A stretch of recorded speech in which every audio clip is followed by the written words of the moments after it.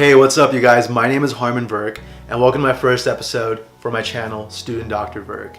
Today I want to discuss the top 3 reasons why you shouldn't go into medicine. Let's get to it.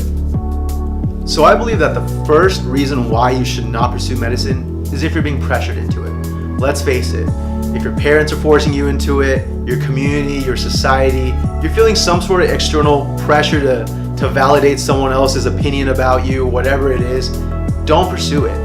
At the end of the day, this path requires a lot of compassion, it requires a lot of resilience, and it requires an intense amount of dedication to pursue it. If you're doing it for some sort of, to please someone else essentially, it's not worth it. Because guess what? That person that you're trying to please, they're not going to be the ones sitting and studying for anywhere from 6 to 12 hours a day. They're not going to be the ones sitting in on high stakes exams, and they're not going to be the ones putting in the time investment and giving up your quote-unquote best years of your life to pursue this dream and to pursue this mission. Now at the end of the day, is it wrong for a parent to try to force their kid or their child to go into medicine? Absolutely not. It's nothing wrong to force your child, because at the end of the day, all parents want the best for their children. Even though some kids may or may not realize that, it is what it is at times. But at the end of the day, it also takes your own commitment, your own dedication to want to pursue this level. And if you're not about it, it's not going to be for you.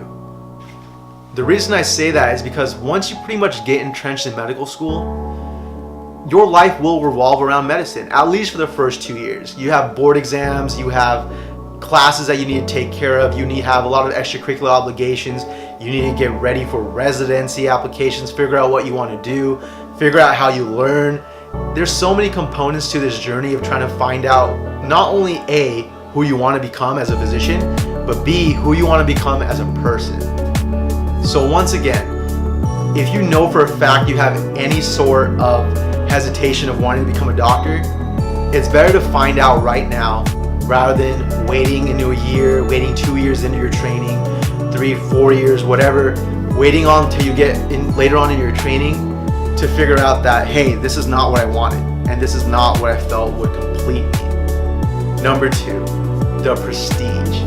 So I've heard this a few times talking to pre-meds, talking to other students who are interested in going to medical school, that they want to pursue this route because they want to be a doctor. They want to have that doctor in front of their name. Now look, there's nothing wrong with having titles or being obsessed with titles. There's absolutely nothing wrong with that. Everybody has their own kicks, right? But at the end of the day, you have to realize that just because you have a certain title in front of your name doesn't entitle you to respect. Don't let that go over your head. In this world, as we get older, as I've grown and matured throughout my journey of becoming a physician, I've learned the true meaning of respect. I've learned the true meaning of kindness, compassion, honesty, truth. All of these ingredients come together, and it comes down to one thing, that if you want respect, you have to give respect. And I feel that a lot of people, especially in my generation, are coming into the scene demanding respect from the get-go when they really haven't done much to demand it in the first place or to earn it in the first place. And for instance, when you're getting yelled at by a patient who's obviously a little frustrated due to what's going on, maybe they're confused, maybe they're scared, your patience will be tested for sure. It's going to be a situation that you haven't encountered in any textbook, in any board source. Like, these are things that you're going to see and have to deal with eventually, not only as a student, but as a physician. I've also dealt with physicians that unfortunately have been mistreated by patients. They've been verbally harassed before, and at the end of the day, it comes down to respect, that these things will happen. And at the end of the day, just because you're a doctor does not mean that you're immune to any of that. So yeah, if you're one of those people, one of those students who's hell-bent on having that doctor title and maybe trying to fulfill some type of ego trip, it's another reason why you shouldn't do medicine, to be quite honest with you. Number 3, the money. Okay, so obviously it's no secret that physicians make quite a bit of money. Once you enter medical school and once you get in on training, once you find a job, there's a lot of demand in the field. So obviously it's not hard to find a job that gets you 6-figure income right out the get-go.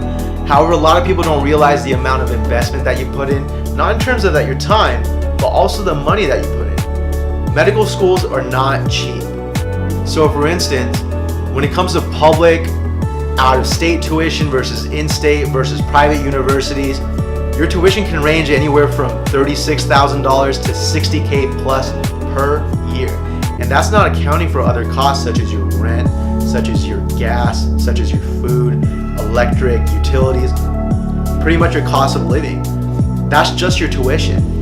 And yes, it's no secret that doctors do really well financially once they're out of residency and once they sign on their first contract. Your salaries can range anywhere from $200K plus as a primary care physician up to $500,000, $600,000 as a specialized physician in cardiology. Obviously, if you're in a procedural field, you're doing things like surgeries and operations and more elective procedures, or even just selling really good derm products.